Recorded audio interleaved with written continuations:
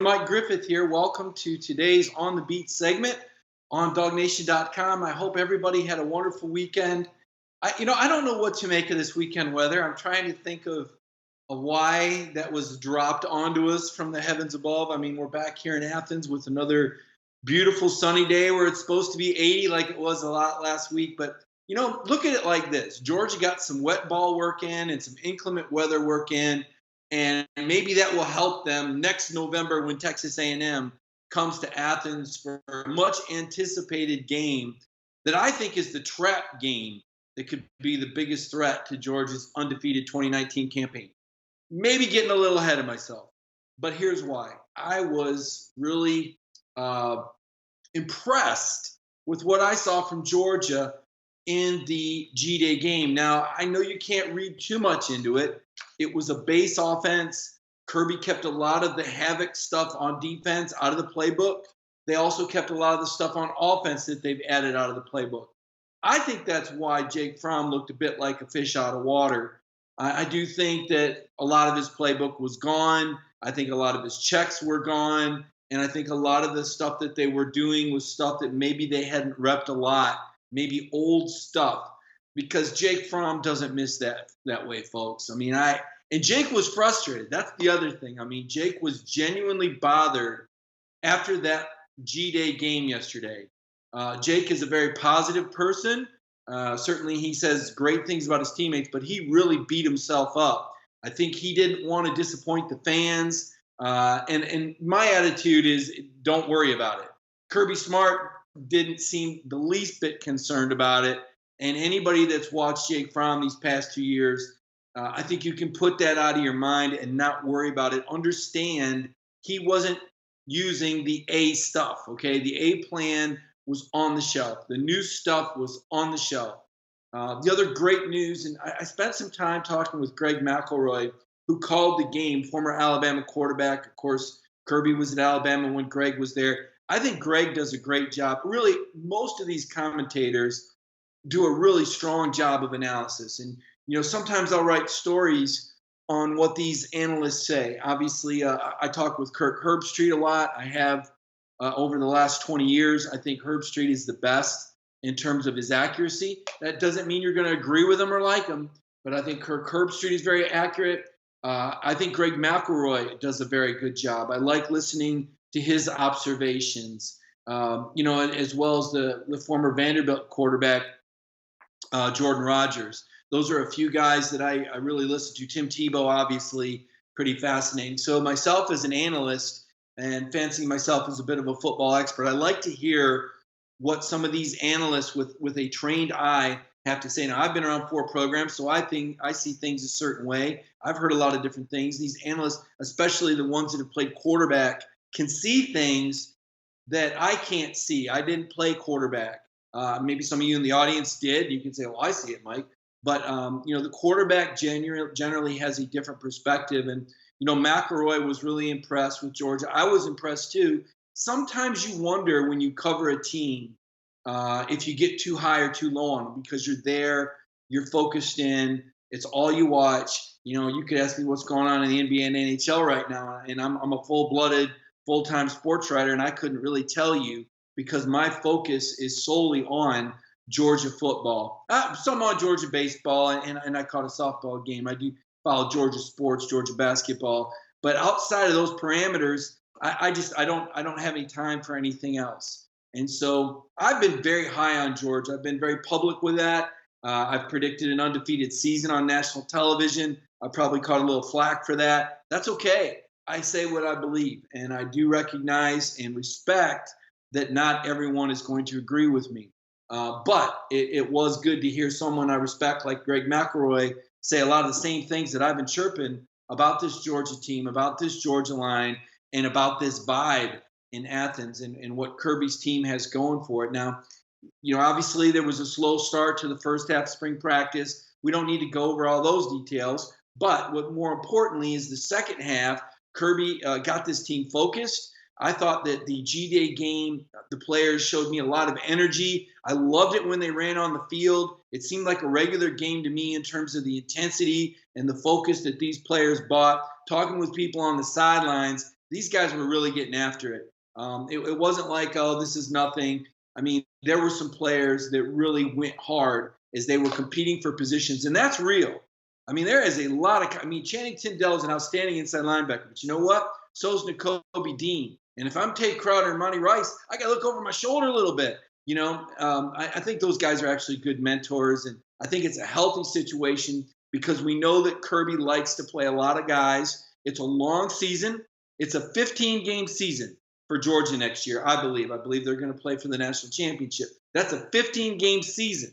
So you need to build that depth. You need to have guys ready, players that can play different positions, and the competition is healthy.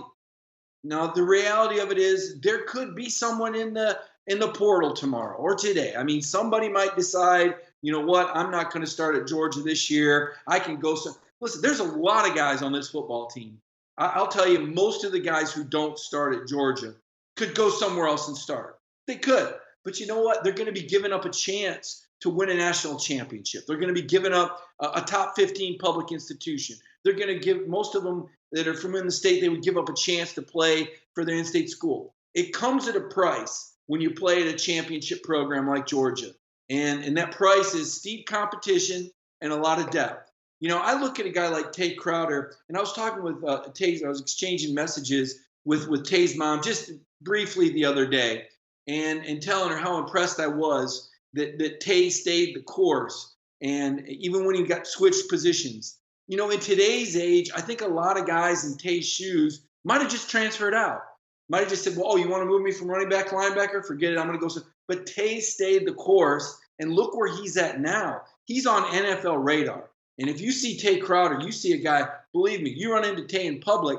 Now, he's got a warm and generous smile, but you look at the way that guy's built, and you say, you know what? That guy does something.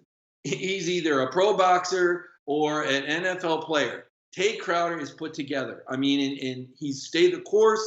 He's in a great leadership position, and that's a great story. And I know there's a lot of talk right now about the portal. I think you're going to hear more talk about the portal and whether or not it's a good thing. I know that different coaches question it. They don't necessarily like playing this free agency game. There's some pros and cons to it.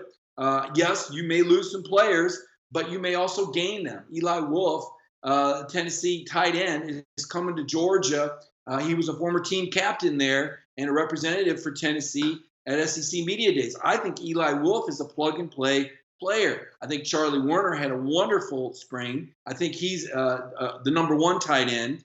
And I think John Fitzpatrick, the redshirt freshman, is also extremely talented. But you had a fifth-year graduate transfer into that mix, and that's a healthy situation for Georgia that they can bolster that position, not only through recruiting, right? And we saw that these early enrollees showcase themselves, but you can also get guys via the transfer portal. I'm not sure where I sit on it yet. I'm aware that it's a growing situation that I do think the NCAA is going to address. Maybe the pendulum swung a little too far as how liberal they are in terms of guys getting to play right away as opposed to sitting out a year. And that's going to be a topic for the offseason. But I want to get back to the game now, though, and just tell you who impressed me and who stood out. The backup quarterbacks. You know, all I heard in the offseason when the previous backup transferred to Ohio State was, boy, is Georgia in trouble. If anything happens to Jake Fromm, the season goes up in smoke because you've got Stetson Bennett, who was a walk-on, who went away to junior college, back on scholarship, and you've got this Duan Mathis guy who just seemed to be a throw-in. I mean, let's be honest. Nobody really talked about Duan during the recruiting process because he was committed to Ohio State. He didn't have that courtship period with the fans like most recruits do, where you watch him, you watch their highlights, you get excited about having this guy because you had to compete for him and beat other schools. Duan just kind of dropped in on you as a surprise gift on the early enrollment period. And so I don't think a lot of people really appreciated or really understood how gifted and talented that he really is. And so I thought both Stetson and Duan played outstanding. Now, I know that Kirby kept it simple. I know that the defense didn't throw everything at them. But the accuracy that I saw from both of those players really impressed. Under the lights, in bad weather, with a big crowd, I thought both of them showed that they could step up and handle the moment and manage the offense. Now, Stetson was very accurate. He moved around really well in the pocket. I, like everyone else, wondered about his size. He's about 5'10", and there's questions about a guy with that height being successful. Drew Brees aside, there's not many guys of his stature that are successful throwing the football because of the size of the line and the limitations and the lanes, the throwing lanes that he has. But I thought Stetson did an outstanding job yesterday, feeling the pressure, moving in the pocket, throwing off the run, managing the offense, going through his progressions. I mean, Stetson Bennett, to me, is a guy that you can win with. If something happens to Jake Fromm early in the season and James Coley decides that he wants to keep the entire playbook open, then I think Stetson Bennett is a guy you can put in there and keep the playbook open with. Albeit I don't think he's as talented as Jake Fromm, certainly not as experienced, but I do think he's capable enough to get you through September undefeated. Now, Duan Mathis, it's a different story. Unlike last year, when Georgia attempted to teach both quarterbacks, including the incoming freshman, Justin Fields, the entire playbook, James Coley says, no, we don't need to do that. And so it appears that Duan has a more limited playbook, a more limited package for now. It's like the circle of excellence, right? I don't know how many of you heard this, but whatever your business operation is, you do this much and you do it excellent. And then once you're able to do this much excellent, you expand and you do this much excellent, right? And you don't expand the circle until you've reached excellence with what you're able to do.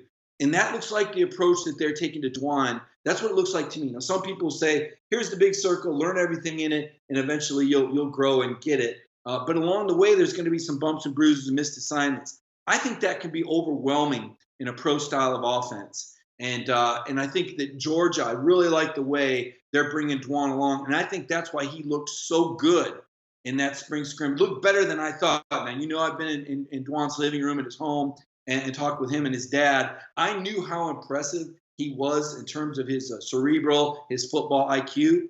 But I didn't know how he was going to throw the ball.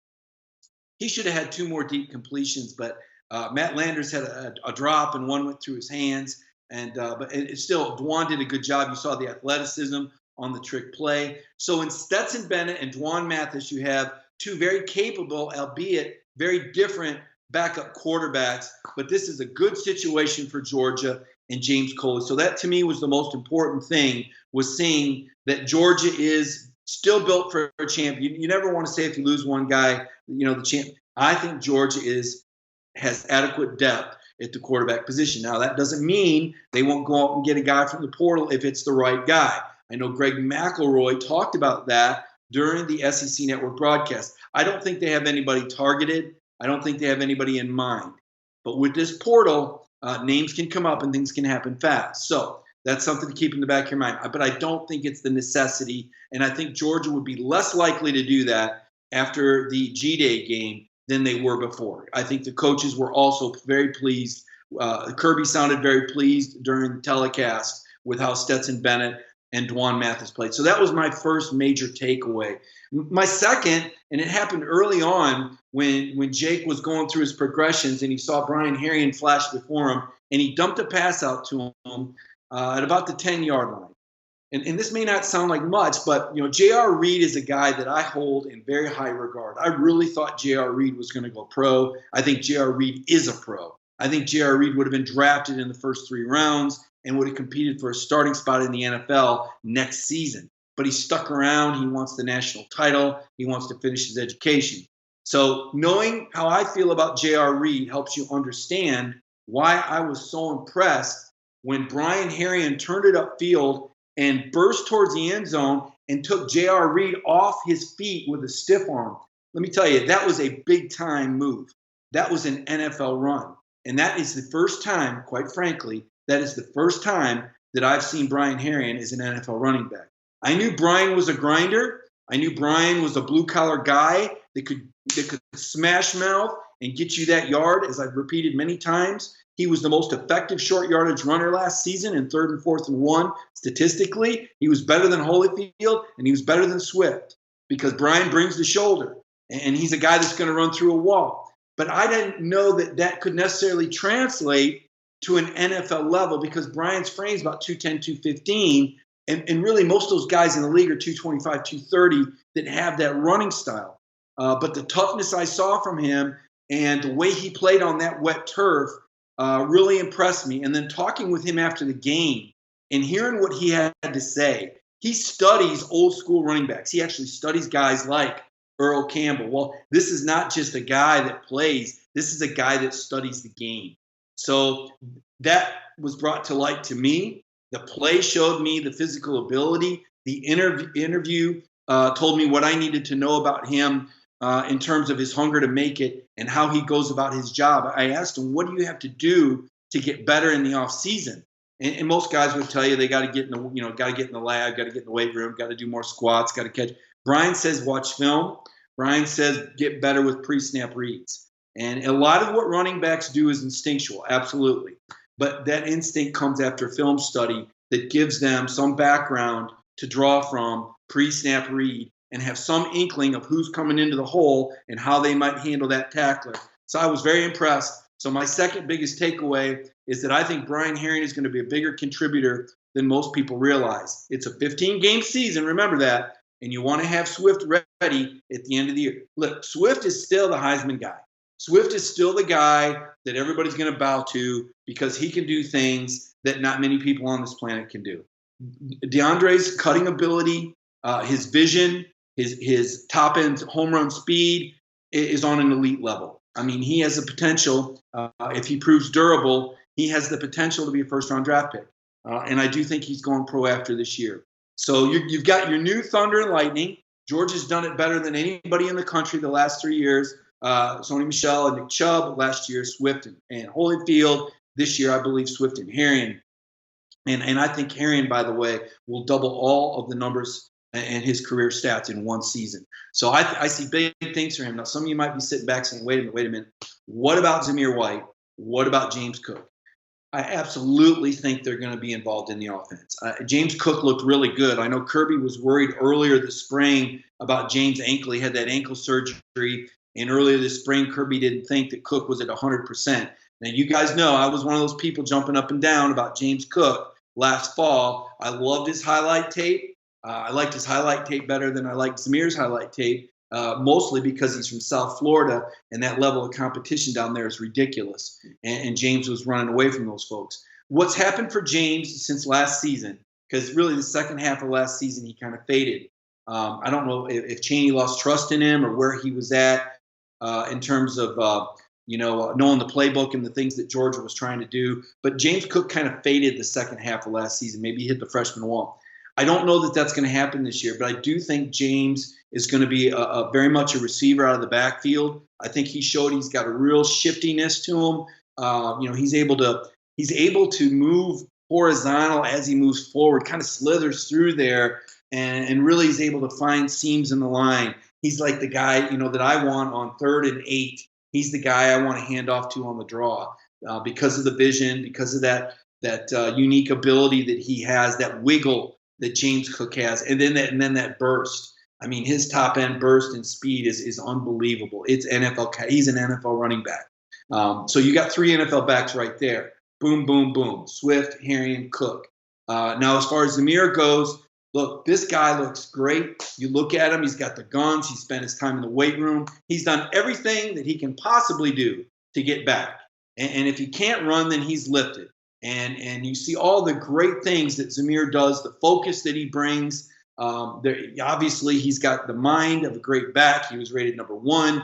But the bottom line is we don't know until he cuts on those knees. He's had 2 non-contact knee injuries the last 2 years. And, everyone hopes and prays for the best for this guy and that he's able to do the rehab to the extent where the knees won't be a problem anymore. We've seen other backs come back from that. It's not impossible, but we've seen other backs who can't. So I think we're all, hoping for Zamir White and for his sake that he's able to get healthy and explode on the scene. But with those backs ahead of him, Georgia has the luxury to take their time and ease Zamir in, especially in September. And that's what I think you'll see happen. I think you'll have a fall camp. He'll be turned loose by then. I think Kirby will have a pretty good idea by the 2nd or 3rd week of August what he wants Zamir to do. And then I think as next season progresses, we'll see Zamir evolve more into the player that we all think that he might be able to be. And then I think he's a year away from that super marquee season, because after this year you lose Swift and Harrion, and next year Thunder and Lightning could be White and Cook. This year, though, I think he can do great things. I think he'll contribute to the offense, but I think that Swift and Harrion are just at the top of the charts right now. I think they're both NFL backs. They give you the inside and the out, the Thunder and the Lightning. And I think Cook gives you that role that Swift plays as a freshman. And I think Zamir is a guy that, as the season progresses, will evolve. Now, he might surprise me. He might just blow me away and just take over the job or take over, 8 to 10 carries a game if he's that explosive. But this is a guy who hasn't played football in 2 years. So I would just tell fans that be excited about the potential, be excited about how hard he's worked and the person that he is and that he's a part of Georgia, but temper the expectations. Be fair to Zamir White because it's hard coming back from that, not just physically, but psychologically. Ultimately, he could be the fourth NFL running back in that backfield. So, quarterbacks, running backs, and then linebackers, and I didn't really write a lot about this in my takes, but Nakobe Dean, we don't really get to see a lot of practice. We see the highlight videos they send out, but for the first time, I kind of got to see with my own two eyes what the big deal is about with this guy. Was seeing I saw that number 17 flashing a lot. Behind the line of scrimmage, backside pursuit, really good coverage. This is a guy that should still be in high school that's checking Brian Harrion in the flats on a pass, or that's getting through that unbelievable Georgia offensive line that we all can't say enough about, and somehow 17's in the backfield. So Nakobe Dean is a player. I know that the whole Roquan Smith thing has come up. Always dangerous to compare guys to legends, but it's inevitable. Roquan Smith is that guy. Herschel Walker is that guy. David Green is that, different guys, Eric Zier, you go on and on, Fran Tarkenton, of great Georgia quarterbacks, Matthew Stafford, maybe, now even Jake Fromm when you look at what Jake's done. But the point is, this guy's a playmaker. 17's the real deal. Now, they're good inside. They're tested, they're seasoned. Amani Rice and Tay Crowder, these guys are sharp. They've got edges. They know the system. They're veterans, and they bring it. And I think Georgia is more than adequate at inside linebacker. Chennington Dell, an emerging. But Nakobe Dean is a guy to watch for. We all know about Nolan Smith. Nolan had kind of a quiet day on the outside. Well, he was going up against Andrew Thomas. Andrew's probably an Outland Trophy candidate, could be a finalist for that award, could be a first-round draft pick. So if Nolan was tired and quiet, it's because he was going up against those outstanding tackles. Plus, the game plan yesterday was, for the most part, get rid of the ball quickly. And that neutralizes an outside edge rusher unless there's some sort of blitz in combination. And Kirby kept it vanilla. So it really wasn't set up for a guy like Nolan Smith to have a big day. So I wouldn't be alarmed by that. We've heard great things about him through camp. I think he'll be an immediate contributor. I don't know that he'll start, but obviously the competition is on at outside linebacker. This linebacking core gives me confidence that maybe 2020 is not such a reload year. That maybe 2020 Georgia's still in a conversation for a championship, because 2019 to me looks like the window. This looks like the season when you look at all the guys and who's coming back with experience, the way the schedule sets up, the timeliness of the breaks in the schedule. This looks like this could be the year. And the reason 2020 looks like a reload is because so many of these key players are juniors that I think will have the opportunity to go pro. Doesn't mean they will, but Jake Fromm and Andrew Thomas and Solomon Kinley and Big Ben Cleveland and Isaiah Wilson and Brian Harrion and DeAndre Swift and J.J. Holloman and Tyler Simmons, right? 9 potential offensive starters that could go pro after this year. In defense, maybe not as much. You lose J.R. Reed, obviously. I think Eric Stokes will be eligible as a third-year sophomore. I hate to, Tay Crowder, Monty Rice. Not trying to scare everybody. Don't want to get too far ahead. But that, to me, is why there's such a sense of urgency with 2019. But what I'm seeing with this linebacker depth makes me go, oh, my goodness. Last year, I didn't think Georgia had enough playmakers at linebacker. I'll just be honest. I thought the front seven was adequate. and no more than adequate. I didn't think the front seven was great last year. DeAndre Walker, I thought was quite a player, but they needed 6 more guys playing at that level, and I didn't think they had. Jonathan Ledbetter was playing at a good level. Jordan Davis emerged late. Tyler Clark, adequate, but didn't have the kind of year I was expecting. They need that front seven to evolve into a more dynamic playmaking group. That's part of the havoc. Part of it is scheme, but part of it is these guys just getting better and getting in the weight room and spending the time to do what they need to do to be at their absolute best. Because Georgia's front seven was a level below Alabama and Clemson's last year.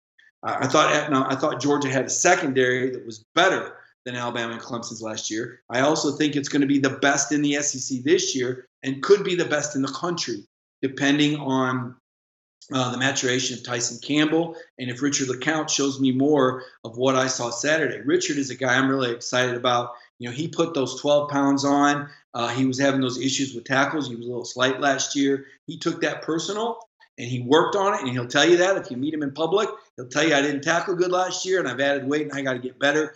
LeCounte is Richard LeCountable. How about that? We're going to call him Richard LeCountable because Kirby holds him to such a high standard, and Richard rolls with it. And he's just the most coachable guy.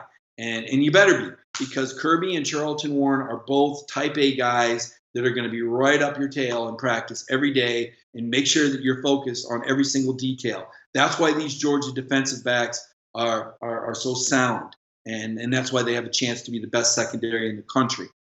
Can't say enough about the offensive line. They didn't run much, okay? When you look at the numbers and you go, well, Mike, the offense, the numbers weren't good. They weren't trying for the numbers to be good.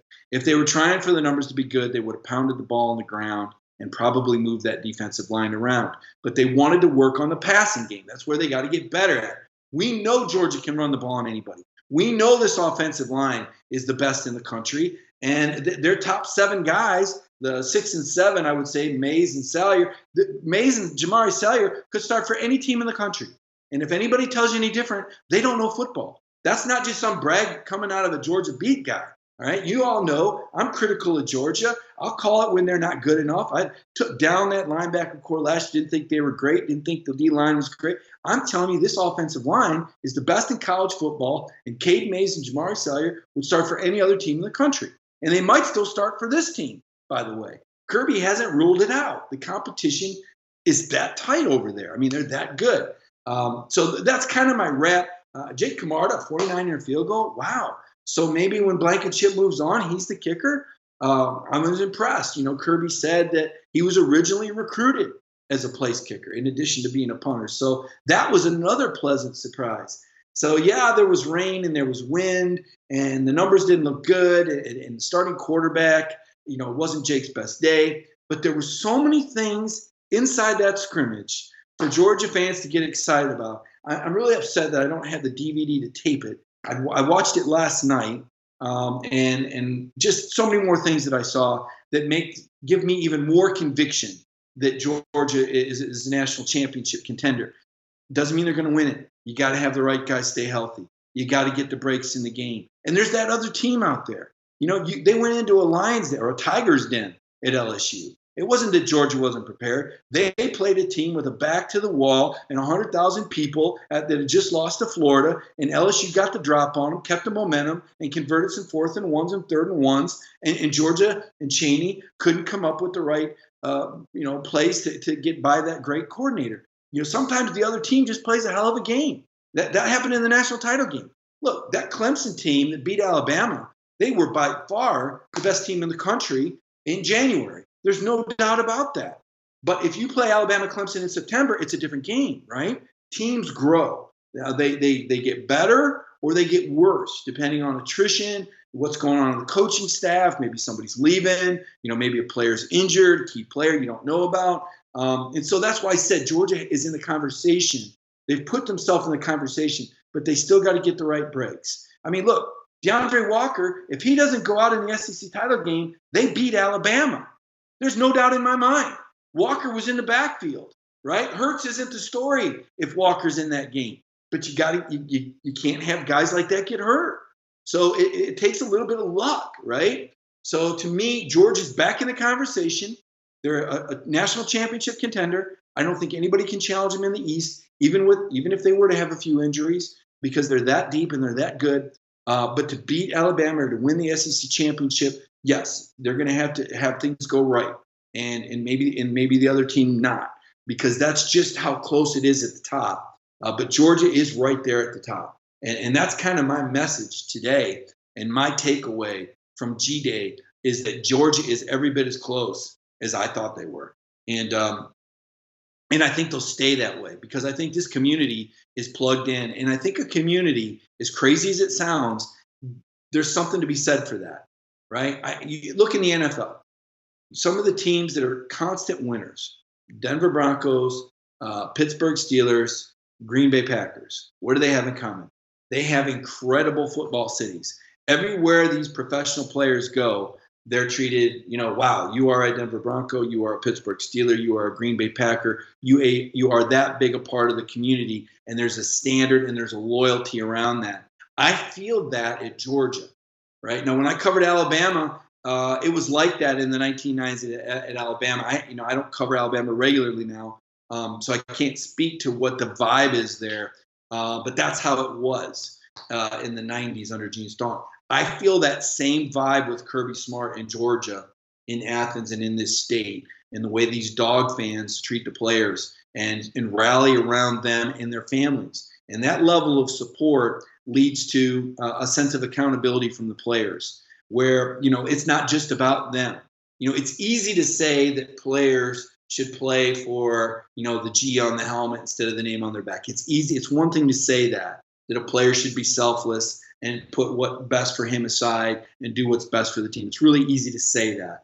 But in all actuality, it's really hard to get a team to buy in at that level. And that's why I'm so impressed with Kirby Smart, because I saw that buy-in last year. That's why they were beating Alabama by 2 touchdowns in the SEC championship game, in a game they were a 2-touchdown underdog, because that team had buy-in. And I think the second half of spring, because of the early adversity, this team grew closer together. There was more of an awareness for the level of buy-in that was created. And I think this offseason is an opportunity for this Georgia team to grow together even more within a community that will support them and that will hold them accountable in a very positive way. And so I feel a swell, and that crowd, over 50,000 in that weather, it blew me away. And I think Kirby, I think you could tell his heart was just, he couldn't believe it. He was worried about it. People said, why isn't Kirby asking for a big crowd? Because he saw the weather forecast. And the worst thing you can do is ask for a big crowd and then nobody shows up. Then everybody's upset, right? So Kirby didn't do that. He was realistic. He said, oh man, it's going to rain. It's going to be cold. I can't ask these folks to come out. But you know what? They came out anyway.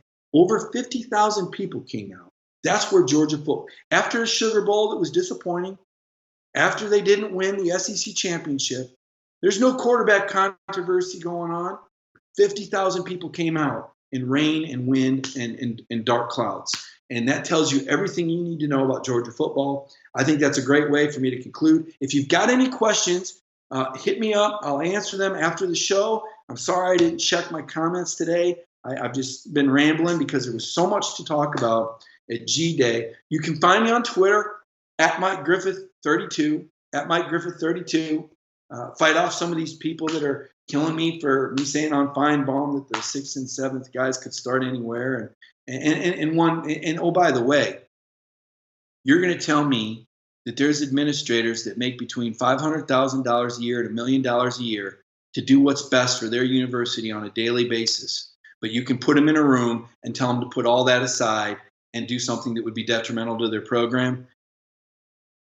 Is that what you're going to tell me? Are you going to tell me that the Oklahoma athletic director was advocating for Georgia to make the playoffs last year in that room? Are you going to tell me that the Florida and the Georgia Tech athletic director were advocating?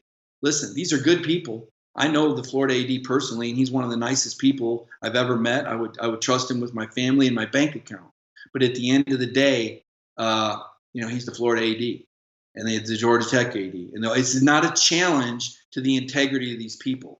It's not that at all. What it is an awareness that these men have been put in compromised conflict of interest situations, and there's a problem with that on this college football playoff committee. It's not fair. Simple as that. That's my closing thought. Everybody have a wonderful Monday. The weather is back, and we've got a lot of Georgia's football to talk about on DogNation.com. Check us out.